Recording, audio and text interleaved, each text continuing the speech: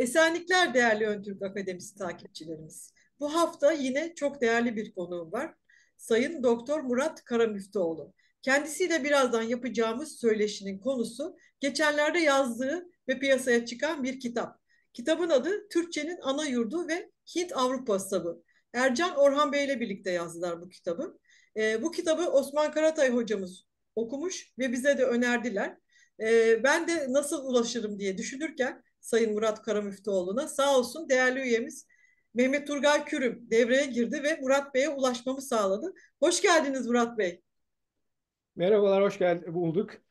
Nasılsınız? Öncelikle size çok teşekkür ederim. Size ve Mehmet Kürüm Bey'e geçmiş olsun, pardon, Turgay Kürüm. Turgay Kürüm Bey'e çok Evet. geçmiş olsun diyorum, rahatsızlanmış. Umarım en yakın zamanda sağlığına tam Biz olarak de kavuşur. acil şifalar Osman diliyoruz. hocamıza da çok teşekkür ediyoruz Biz de tabii. çok teşekkür ediyoruz Osman Hoca'ya size ulaşmamızı sağladığı için. Ben teşekkür ederim. Birazdan size sorularımı sormadan önce kısaca çok az kısa bir tanıtımınızı yapmak istiyorum Murat Bey.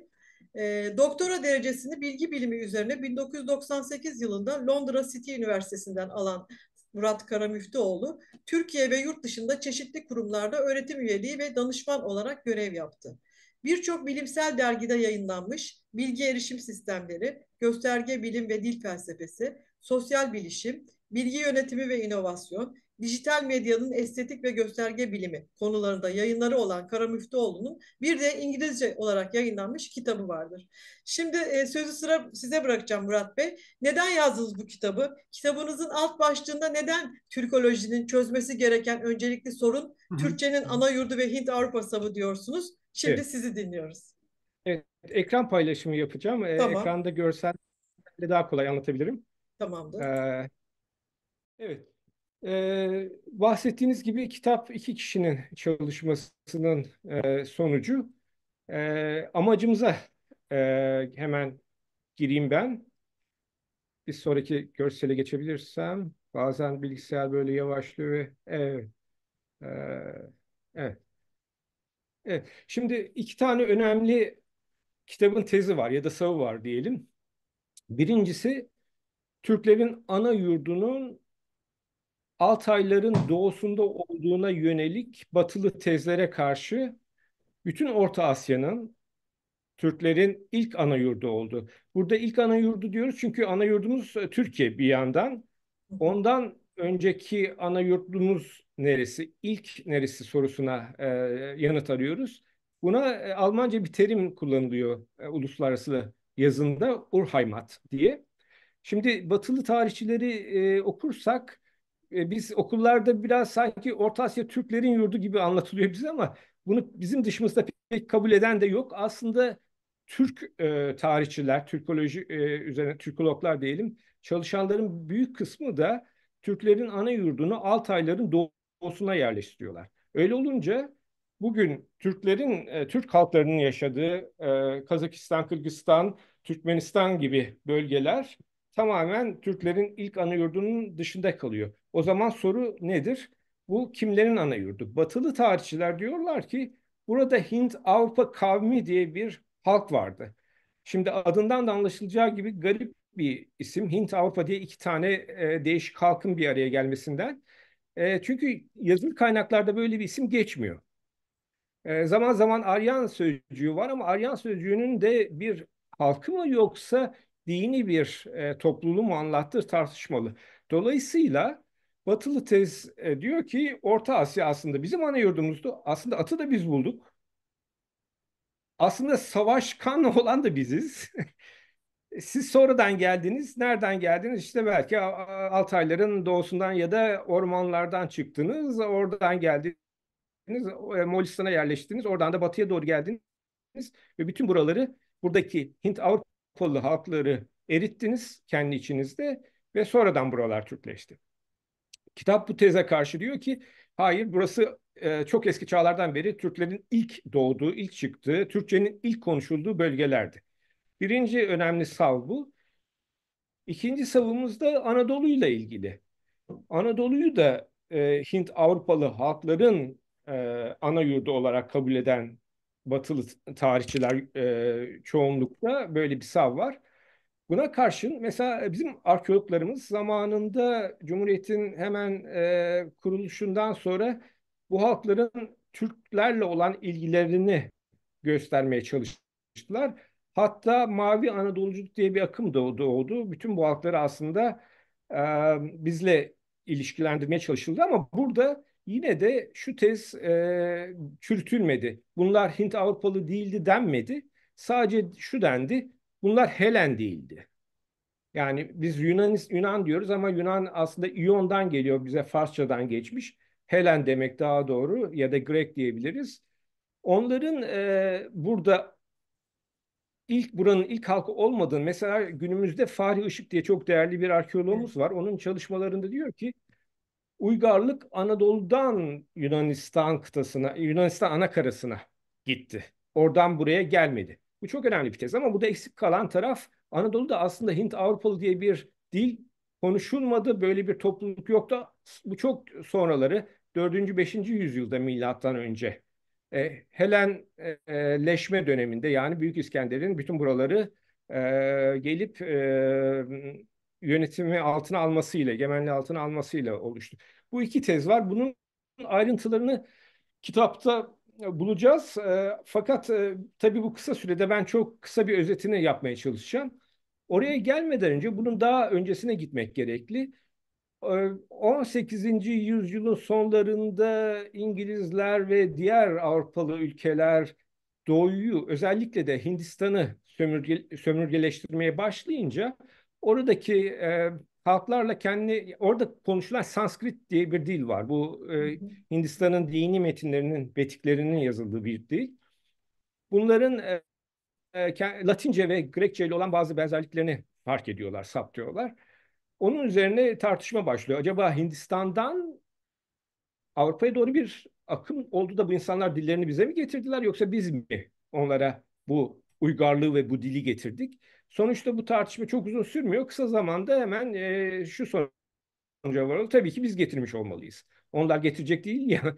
Yüksek uygarlık, yüksek insanlık biz olduğumuza göre öyle olması gerekir. Fakat bütün bu tartışmalar olurken özellikle Sümer ve diğer Babil uygarlığı çerçevesinde olan dillerden bir kısmının Türkçe ile yakınlığını fark eden ve bunun üzerine yazılar, kitaplar yazanlar da vardı Batılı oryantalistler arasında. Bu görüş, Ernst Renan diye Fransız ünlü oryantalistin, eğer siz bu Babil uygarlığını, medeniyetini Türkler ve diğer Turani halklara, yani Fin-Ugor ve Macarlara mal ederseniz bunun sonuçları çok kötü olur bizim açımızdan diye çok önemli bir çıkışı var. Hı O hı. tarihten sonra bu tamamen artık dışlanıyor bu görüş. Yani bu Sümerle ya da Hititle Türklerin ya da Urartu'yla hiçbir alakası olamaz. Bunlar tamamen ya Semitik halkların ya da Hint Avrupalıların işi olmalı gibi bir noktaya varılıyor. Dolayısıyla bu tartışmaların geldiği nokta, Türkler ne Anadolu'da ne Mezopotamya'da ne de Orta Asya'da yoktu. Bunlar sonradan uygarlaşmış bir halk. Aslında uygarlaşmış bile pek denmiyor Barbar sanıyorum. Türkler. Onların gözünde. Bunlar sonradan gelip buraları işgal edip aslında bizim medeniyetimizin üstüne kondulara getiriliyor söz. Kitapta bu tezlerin yanlışlığını anlatmak üzere yazıldı. Bir sonraki hedefimiz, bu biraz ütopya şu anda tabii ama Olsun, bunu elinize uluslararası sağlık. Çok e, önemli. sağ olun. Eğer uluslararası bir üniversitenin yayın evinden bu görüşleri bir araya getirip çıkarabilirsek çok önemli olacak. Belki bizim nesil için bu olmayabilir. Elimizden geleni yapacağız tabii ama Hı hı. eminim bundan sonra, bizden sonra gelecek kuşaklar bunu başaracaktır. Şöyle bir, Umarım. bunu da konuşmanın sonunda vakit olursa bahsedelim ama birçok değerli hocamız var, yaptıkları çalışmalar var. Bunları bir araya getirip bir çok yazarlı bir kitap oluşturup bu tezleri yavaş yavaş kabul ettirebilirsek, belki hepsini bütün olarak kabul ettiremeyiz Katılıyorum. ama bir kısmını anlatabilirsek Hı hı. bizim için önemli bir kazanım olur diye düşünüyorum. Doğru. Kendimden bahsetmeyeyim çünkü siz anlattınız, orayı geçiyorum. Şimdi kitabı açınca hemen şöyle bir atasözümüz yazdık oraya Divan Lügat-ı Türk'ten. Ben bunu çok önemsiyorum. Çünkü bu Türkçenin ve Türklerin ne kadar bilgiye ve bilime, bilgeliğe önem verdiklerini gösteriyor. Yazmaz atım yağmur, yanılmaz bilge yankı. Iskalamayan okçu yağmur, yanılmayan bilge yankıdır. Çok güzel. Şimdi biz de dedik ki bu yanılmaz sanalının bir yankı olduğunu göstermek için yazdık. Nedir bu yanılmaz olan? Orta Asya ve Anadolu, Hint, Avrupalıların ana yurdu, ilk ana yurdu değildir. Bu tezin yanlış olduğunu göstermeye çalıştık. Bunun için de özellikle arkeolojik ve dil bilgisel verilerden yola çıktık. Şimdi bunların bir kısmını vaktimiz olduğu sürece özetlemeye Hı çalışacağım. hı. Öncelikle şu haritaya bakarsak Avrupa, Hint-Avrupa tezinin ne olduğunu daha kolay görselleştirmiş, daha kolay anlatmış olacağız. E, Doğu Avrupa'dan başlayıp bütün Orta Asya'yı kapsayan bölgede, hatta Altaylara kadar uzanıyor. Değişik kültürler bulunuyor, saptanıyor. Bunlardan kalan e, arkeolojik belgeler bulunuyor. Ve bütün bunların Hint Avrupalıların olduğu öne sürülüyor. Özellikle Yamnaya diye bugün Ukrayna topraklarında kalan bölgede bir kültür olduğunu, bunun hem batıya hem doğuya kendi dillerini ve uygarlıklarını taşıdığı öne sürülüyor. Bunun içine Andronovo gibi bir bölge giriyor ki burada ilk at burada Evcilleşti. evcilleştiriliyor. Evet. Yukarıda gördüğünüz gibi Toharlar denen bir halk var. Çok eski bir halk. Bunların da Hint Avrupalı olduğu öne sürülüyor ve burada tarım mumyaları bu yakında tarım havzasında bulunuyor bildiğiniz gibi. Hı hı. Tarım mumyalarının da tipleri daha Avrupa'yı tipler, Avrupoid dediğimiz tipler. Onların da Hint Avrupalı olduğu öne sürülüyor ki bunun sınırları Altayların batı eteklerine kadar geliyor. Sonuçta Türkler bunun doğusunda kalmış oluyorlar.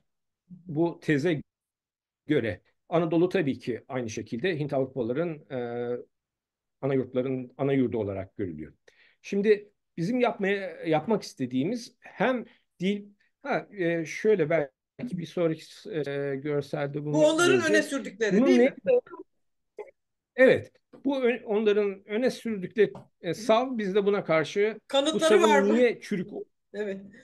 Evet, kanıtları var mı diye soruyoruz ve öne sürülen kanıtların çürüklüğünü gösteriyoruz Evet. kitapta. Şimdi aslında çok güzel bir noktadan başladık. Sizin söylediğiniz gibi bunun kanıtları nedir? Aslında arkeolojik belgeler konuşmadığına göre elimizde sadece günümüzde konuşan diller var Hı ve hı. bu dillerden oluşturulan böyle modeller var. Bunlara ağaç modeli diyoruz kitapta. Buna göre Proto-Hint-Avrupaca diye bir dil konuşuluyor. Bunu konuşanlara da Proto-Hint-Avrupa kavmi diyelim ya da Budunu diyelim. Bunlardan Anadolu dilleri, Hint-İran dilleri yani hem Hindistan ve hem İran'da konuşan diller. Sonra da işte ne bileyim Cermence, Baltık, Slav dilleri, Helen dilleri, Helence diyelim. Helen dilleri değil aslında, Helence ve İtalik diller doğuyor diye bir sav var. Bunun çeşitli versiyonları var. Burada bir başka versiyonunda Anadolu dilleri bir ayrı dal olarak gösterilmiş. Bu çok önemli değil. Kitapta uzun uzun anlatıyoruz ama söylemek istediğim nokta sözcükler arasındaki benzerlikten yola çıkarak böyle ağaç modelleri yani soy ağacı modelleri kuruluyor ve bunlar kanıt olarak önümüze konuyor. Burada daha ayrıntılı bir şema görüyoruz. Burada dillerin birbiriyle olan ilişkileri Hint-Avrupa dil ailesi modeline göre verilmiş. 3500'lerde bir Proto-Hint-Avrupaca konuşuluyor diye öne sürülüyor. Ve bu dillerin sonra zaman içinde bu halkın coğrafya içinde dağılmasıyla e, dallara bölündüğü ve diğer dilleri mesela İngilizce gibi bir dilin buradan türediği öne sürülüyor. Evet. Kitapta uzun uzun bu modelin niye yanlış olduğunu anlatıyoruz. Şimdi bu konuşma sırasında bunun ayrıntılarına girmek olanaklı değil ama Evet. çok kısaca şunu söylemek doğru olur. Bazı bilimciler, Ernst Poulgram bunlardan biri, 1961'de şöyle bir şey yazmış, bir makale yazmış ve burada şöyle bir paragraf geçiyor. Diyor ki diller arasında sözcük benzerliğinden giderek dil aileleri kurulamaz. Yani halklar arasında ya da topluluklar arasında soy birliği kanıtlanamaz diyor. Önce arkeolojik ve tarihsel belgeler lazım diyor. Onun zamanında genetik daha yoktu. Hı hı. Biz daha çok genetiğe dayanıyoruz. Çünkü genetik bilgiler bize daha nesnel kanıtlar sunuyor. Söylediği şu, yani dil ailesi kurmadan önce bu halklar hakikaten tarihsel ve arkeolojik belgelere göre birbirleriyle ilişkili mi onu kanıtlamak lazım.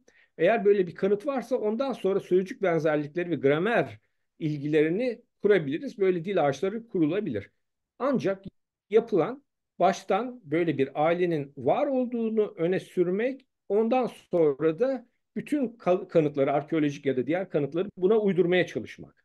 Kitapta bunun nasıl hatalı olduğunu ayrıntılarıyla anlatmaya çalıştık. Şimdi burada İngilizce'de şöyle bir sözcük var, arabayı atın önüne koşmak diye. Bunu ben çok kullanıyorum. Nedeni de At, Tekerlek ve Dil diye bir kitap var.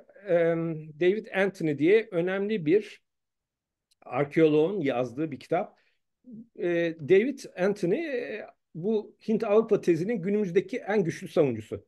Bu kitap çok büyük ilgi topladı, çok okutuluyor, çok okunuyor ve yani günümüzde Hint-Avrupa savı nedir derse herkes bunu yani bu kitabı size Hı referans hı. olarak veriyorlar.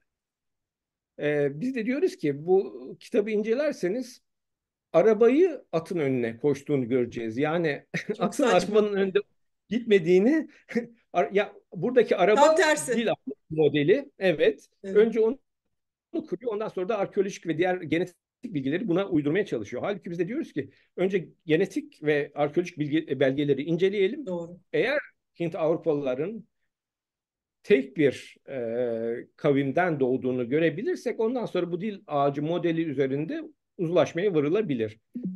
Bizim kitapta gösterdiğimizde dediğim gibi önce dil dışı bilgiler lazım. Dil dışı derken işte arkeolojik ve genetik bilgiler. Hı hı. Onları inceleyelim diye Atı arabanın önüne koşalım öneriyorum. diyorsunuz siz. Evet, Değil doğru mi? doğru yere her şeyi Evet. yerli yerine koyalım. Şimdi o zaman genetik bilgilere hemen girelim ve bunları özetlemeye çalışalım.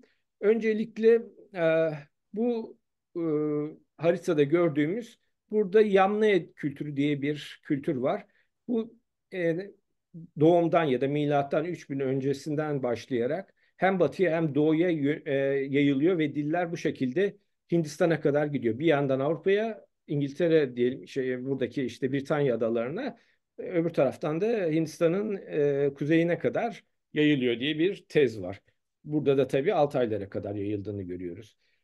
Bunu biraz daha güncellemişler. Şöyle en son yayın bu geçen senenin yani 2023'ün Temmuz ayında çıkan bir yayın. Burada 6000'e kadar götürüyorlar buradaki Yamnaya kültürünü. Yani diyorlar ki 3000'den biraz daha önce bu yayılma başlamıştır diye öne sürülüyor. Hı hı.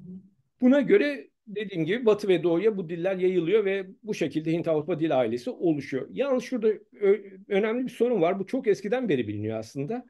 Hindistan'daki arkeolojik belgelerle Avrupa'da bulunan arkeolojik belgeler arasında hiçbir uyum yok. Yani Batı'dan yeni bir kültürün Hindistan'a girdiğine dair hiçbir belge yok. Hı hı. Hiçbir kalıntı yok. Hı hı. Dolayısıyla arkeolojik belgelere dayanarak böyle bir şey söyleyemiyoruz. Peki genetik belgeler var mı? En son yayınlar doğuya doğru bir hareket, insan hareketi, popülasyon hareketi olduğunu doğruluyor. Ancak bu hareketin nerelerden tam olarak geçtiği ve nerelere geldiği tam olarak henüz çalışılmış değil. Bunun üzerine Hindistan'daki bazı genetikçilerin yaptığı çalışmalar batıdan gelen büyük bir hareket olmadığını, bir miktar var ama buradaki popülasyonu değiştirecek kadar bir hareket değil Hı hı. diyorlar. Burada daha önce yine Orta Asya kökenli halklar vardı ama bu çok daha eski tarihten, milattan önce 6000'den çok daha eskiye giden bir tarihten itibaren buraya gelmişlerdi. Dolayısıyla bunun Hint Avrupalılarla bir ilgisi yok. Yani Avrupalı Hı kavimlerle bir hı. ilgisi yok gibi tezler de var. Dolayısıyla hem arkeolojik hem de genetik bilgiler bu tezi zayıflatıyor. Hı hı. Özellikle arkeolojik belgeler çok önemli. Eğer buradan gelen bir topluluk dillerini gelip Hindistan'a yaymışlarsa, ki Hindistan tabii çok büyük bir coğrafya Hı ve hı. kalabalık bir nüfus var. Bütün dilleri burada değiştirebildilerse ve Sanskrit dilinde böyle dinsel metinler, şiirsel metinler yazdılarsa mutlaka diğer kültürel belgeler, arkeolojik belgeler de olmalıydı. Yani getirdikleri bir yeni silah Hı hı. ya da seramik bir kap ya da kullandıkları bir eşyanın burada Hindistan'da daha önce olmayıp batıdan geldiğini gösterebilmek lazımdı. Bu gösterilemediğine göre Hı hı. dilin de gelmiş olma olasılığı çok zayıf. Buna karşı bir grup, burada çok kısa şunu da söyleyelim. Yamnaya dedik. Bir defa yamnaya Türkçeden gelen bir sözcük. Hı hı. Yamadan geliyor. Ondan sonra bir de kurgan sözcüğü geçiyor bildiğiniz gibi. Çünkü buralarda ölüleri belli bir şekilde anıt mezarlarda gömüyorlar ve buna kurgan deniyor. Kurgan da Korugan. Türkçe. Burada açık, evet, Korumaktan. Aynen. kurgan geliyor. Evet, burada daha ayrıntılı bilgi var. Dolayısıyla buradaki Yamnaya kültürünü niye Türkçe bir sözcükle e, tanımlıyoruz? Eğer bu Hint Avrupalıysa oradan kalan bir sözcük niye yok? Ya da bütün bu coğrafyada yoğun olarak Maykop'tan başlayan, yani Kafkasya'nın hemen e, güneyindeki bölgeden e, ve bütün Doğu Avrupa'ya gelen bir kurban anıt Hı hı. mezar kültürü var. Bu tabii yukarıda ta Sibirya'da Tuva'ya kadar gidiyor. Bunun niye etimolojisi, yani kökeni Türkçe? Hı Değil hı. mi? Eğer Hint-Avrupacaysa Cermen dillerinde ya da Slav dillerinde ya da İrani dillerde bu sözcüğün karşılığı olması lazım ve onun günümüze kadar gelmesi lazım. Böyle bir şey yok. Buradan da çok basit olarak bunun çok kuşkulu olduğunu görebiliyoruz.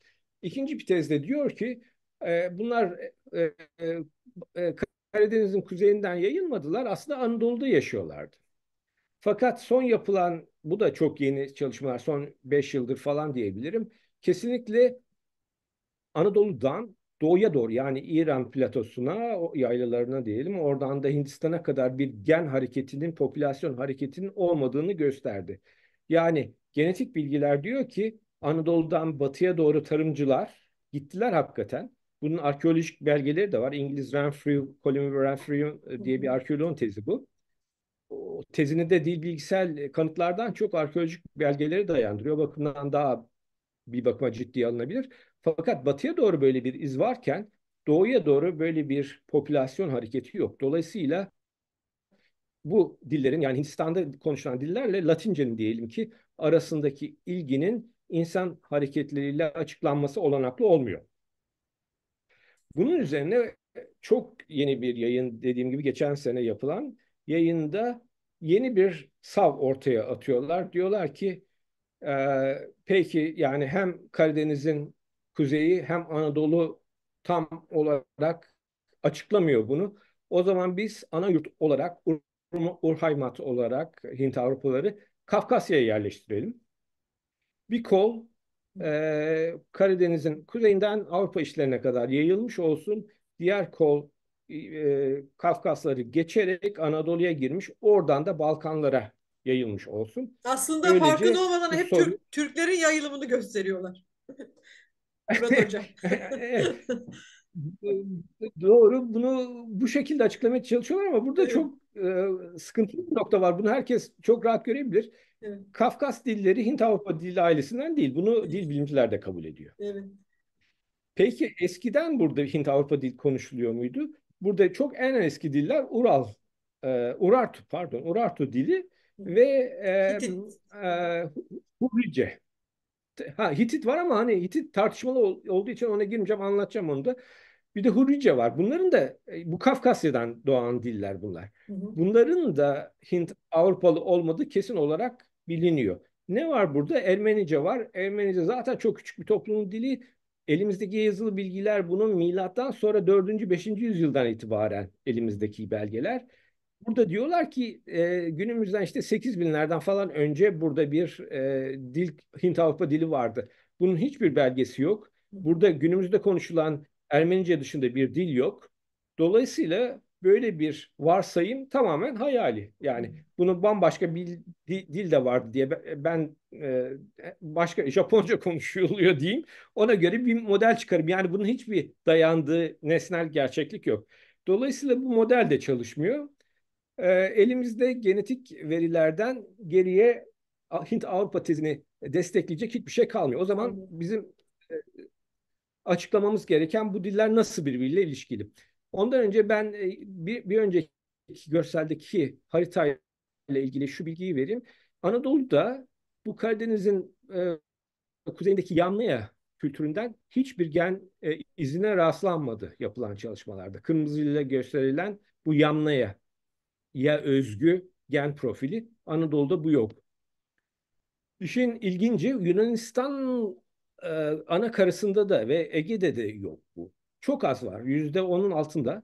Dolayısıyla hem Yamna'ya hem de Yunanistan'da konuşulan ilk dillerin Hint-Avrupalı olduğunu varsayıyorsak bu halklar arasında bir genetik bağ kurulamıyor. Bunların Anadolu'dan batıya doğru göçtükleri anlaşılıyor. Dolayısıyla hiçbir şekilde genetik bilgiler bize hem bu Avrupa'nın kuzeyinde diyelim ki Doğu Avrupa'daki dilleri hem de Balkanlardaki ve Güney Avrupa'daki dilleri ortak bir genetik profilden, ortak bir soydan, ortak bir halktan geldiğini göstermiyor. Dolayısıyla üçüncü seçenek hibrit model diyorlar. O da geçersiz kalıyor. Üç tane değişik sav ortaya atıyorlar. Üçünü de destekleyecek genetik ve arkeolojik kanıtları bulamıyorlar. Hı hı. Şimdi o zaman nasıl açıklayacağız? Bunu çok kısa geçeyim. Ben şöyle açıklıyorum. Kitapta buna ticaret ağları diyoruz. Hı hı. Hint-Avrupa dilleri tarım yapan, tarımcılıkla uğraşan halkların, ağırlıklı olarak tarımcılık yapan halkların dilleri bugün günümüzde konuşulan. Onların e, hem Hindistan hem de Mezopotamya uygarlıklarıyla olan ilişkileri ticaret yolları üzerinden dillerini etkilemiş olmalı diye Hı öne hı. sürüyoruz. Diyoruz ki bu Hint-Avrupa dilleri birbirlerine ticaret ve kültürel yollarla yakınlaştı. Bunlar tek bir halk değildi. Ne Anadolu'dan çıktılar ne Karadeniz bozkırlarından çıktılar.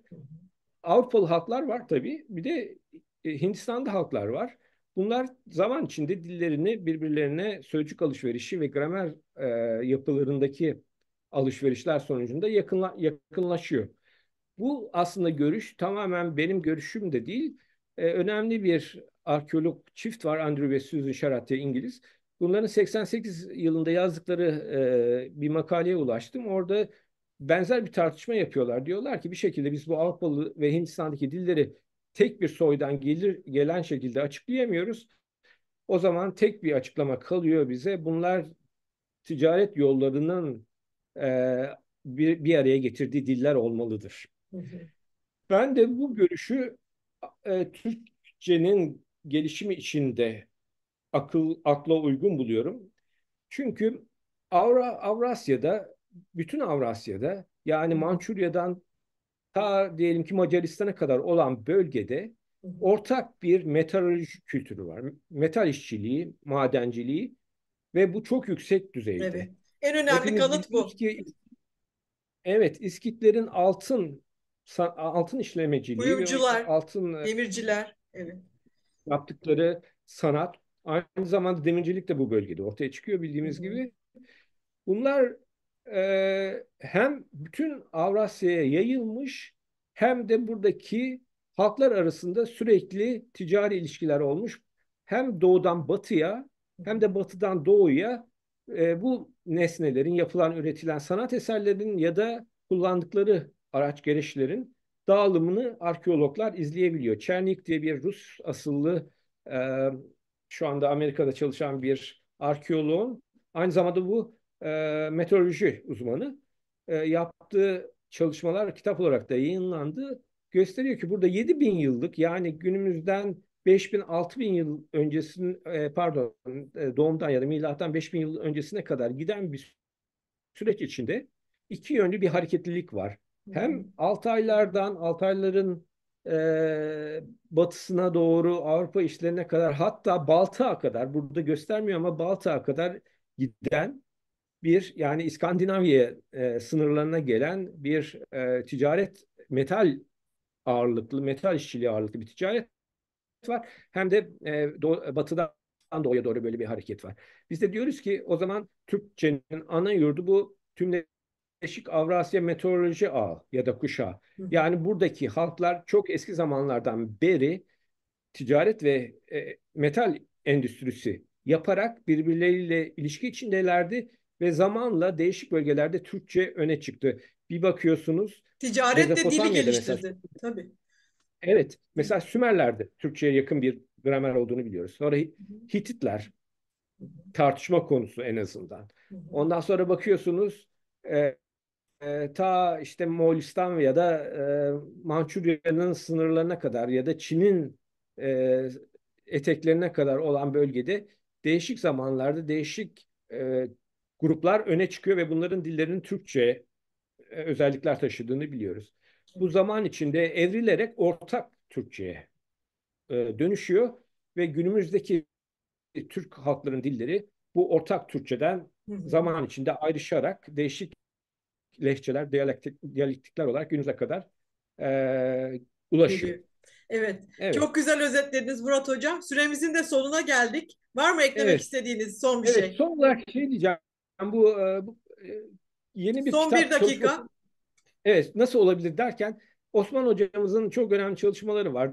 Doğu Avrupa'daki halkların, Bulgarlar, Macarlar ve Hırvatların oluşumundaki Türk Evet. etkisini inceliyor. Bu tabii işte milattan hemen sonraki yüzyıllara, 4. 5. yüzyıllara kadar gidiyor bunların ilk ortaya çıkışı.